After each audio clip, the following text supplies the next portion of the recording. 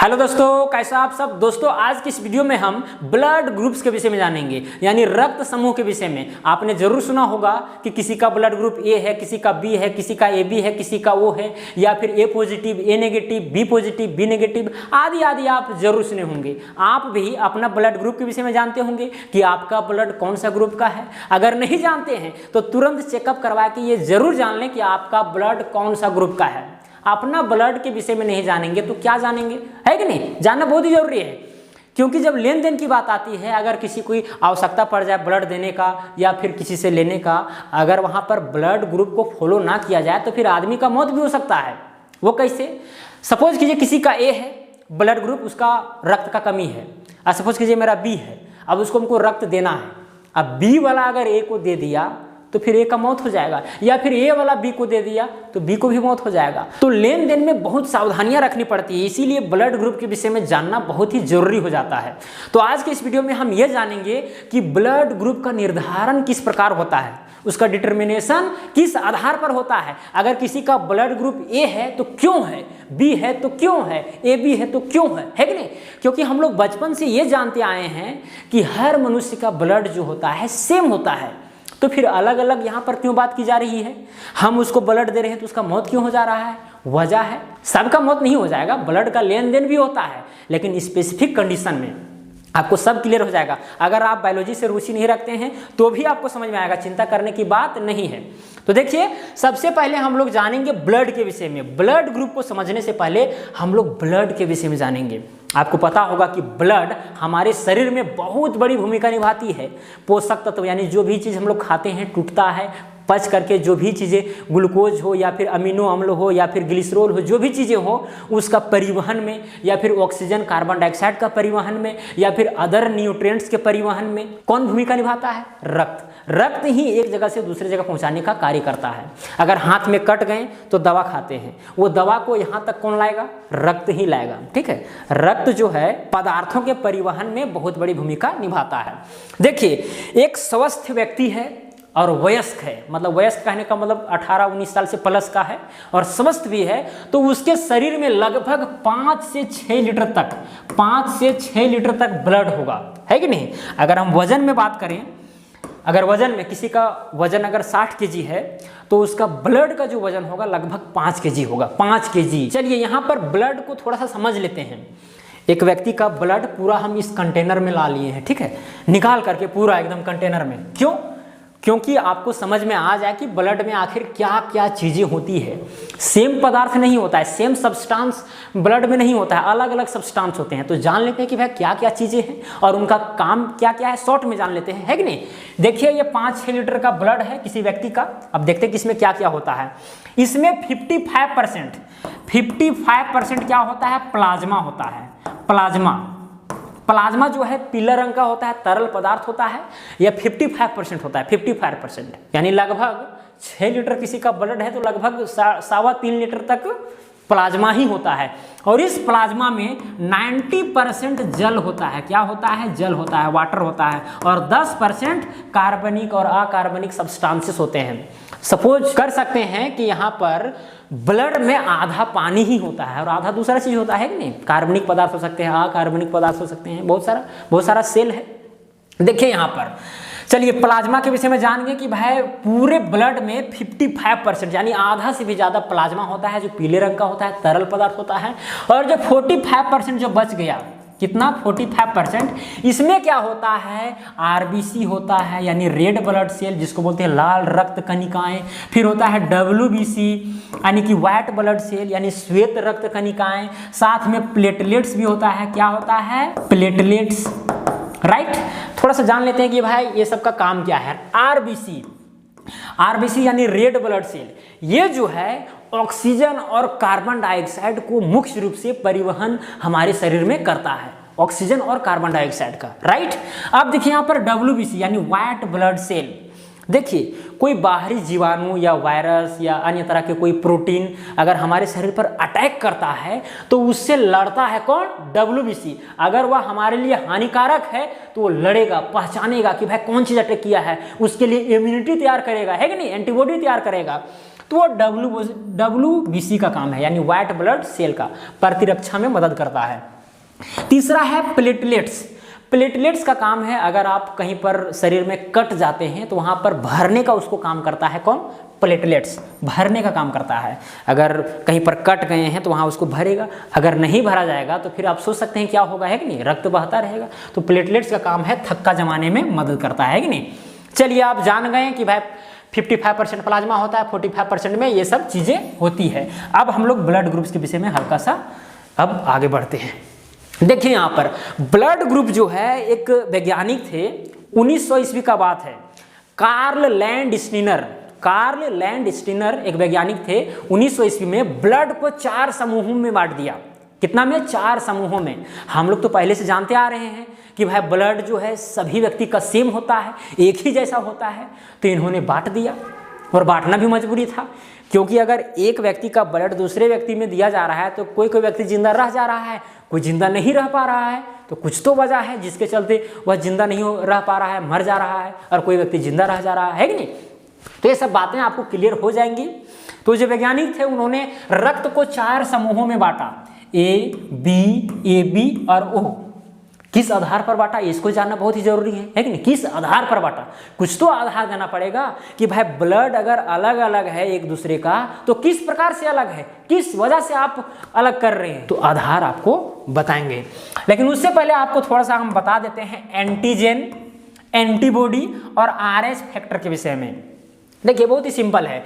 Antigen जो है, antigen एक प्रकार का प्रोटीन है, चाहे वह वायरस हो सकता है, चाहे बैक्टीरिया हो सकता है, चाहे फिर और भी तरह के प्रोटीन हो सकते हैं, जो हमारे शरीर पर अटैक करता है। क्या करता है? अटैक करता है। ये बाह्य प्रोटीन है जो बाहर से आता है, हमारे शरीर पर अटैक करता है, राइट।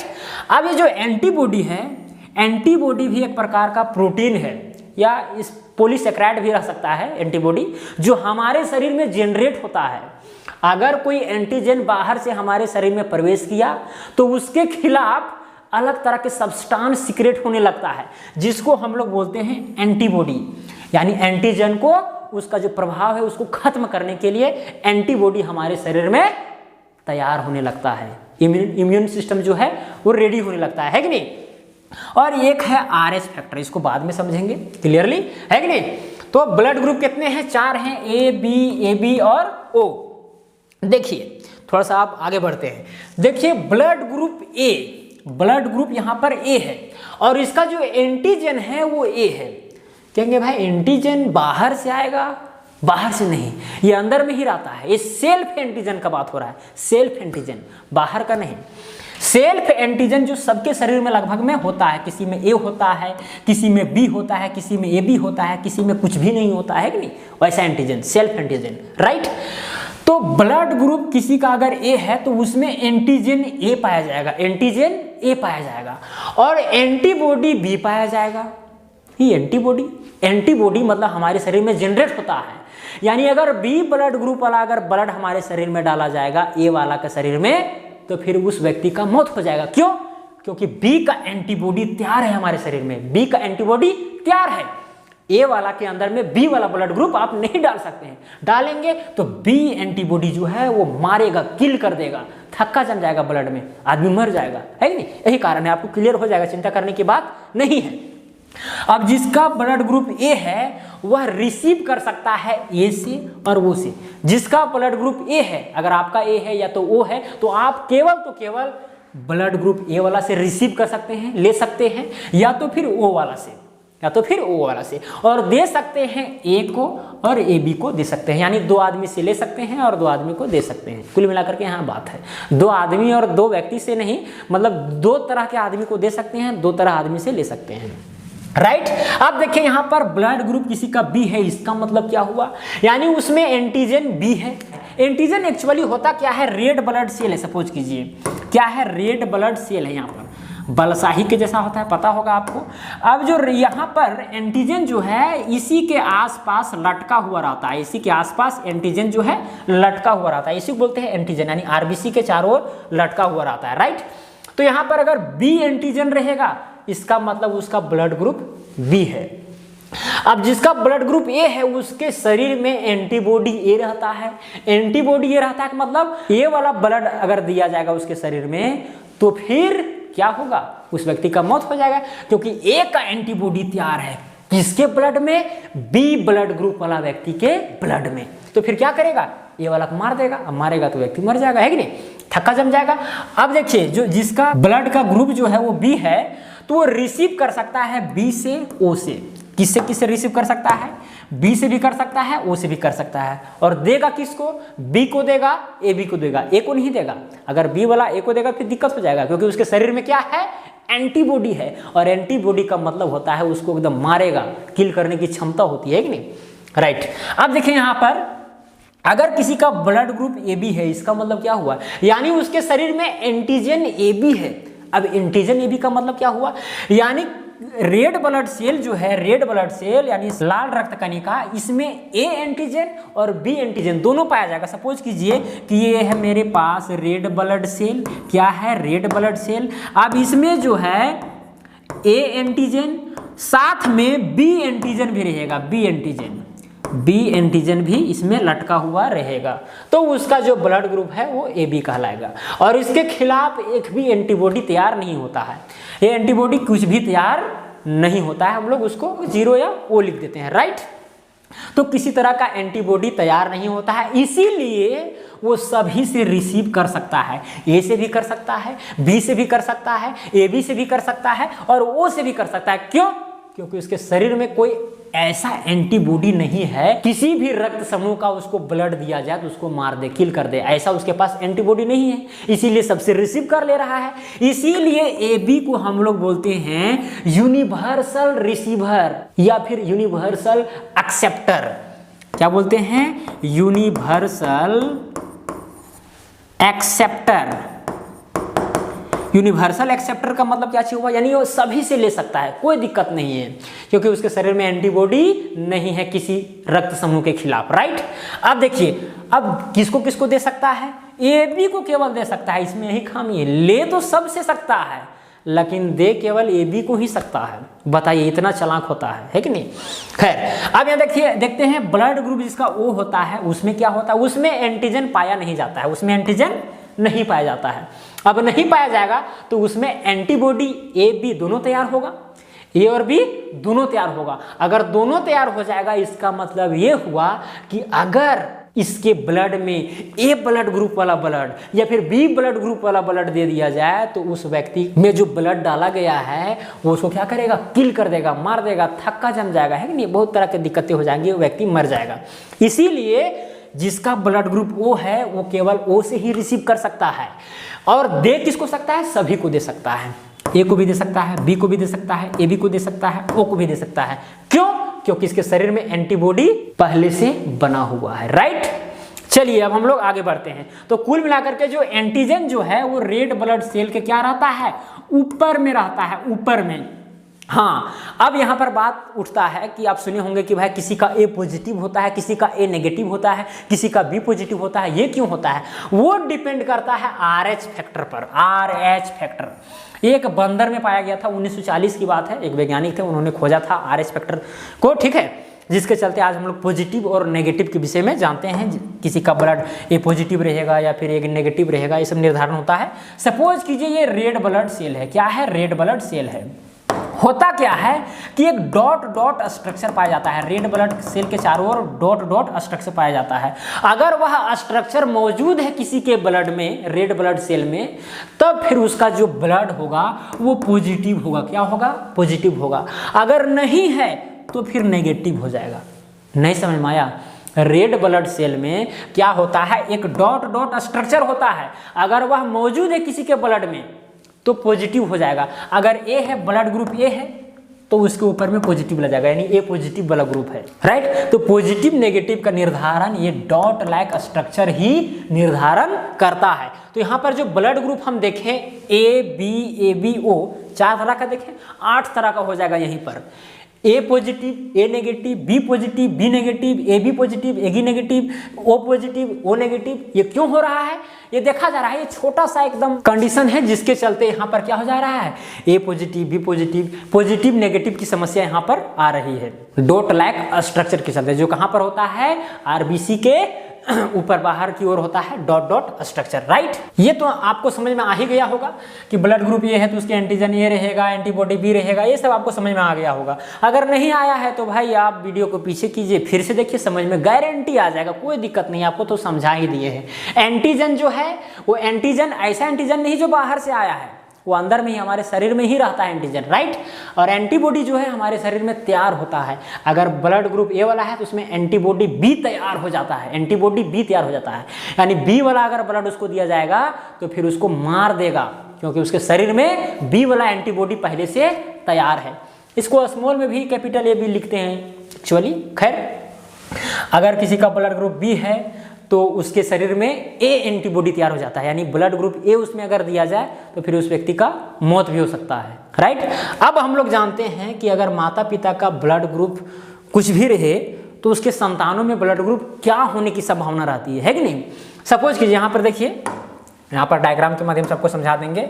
सपोज कीजिए माता का ब्लड ग्रुप ओ है और पिता का ओ है, तो पॉसिबिलिटी जो होता है ऑफ स्प्रिंग में, यानी कि बच्चे में, वो ओ ही आएगा। क्या आएगा? ओ ही आएगा। अगर माता का और पिता का ओ दोनों है तो उसका बच्चा का जो ब्लड ग्रुप होगा वो ओ ही होगा। इम्पॉसिबल होगा, ए बी ये सब नहीं हो सकता है।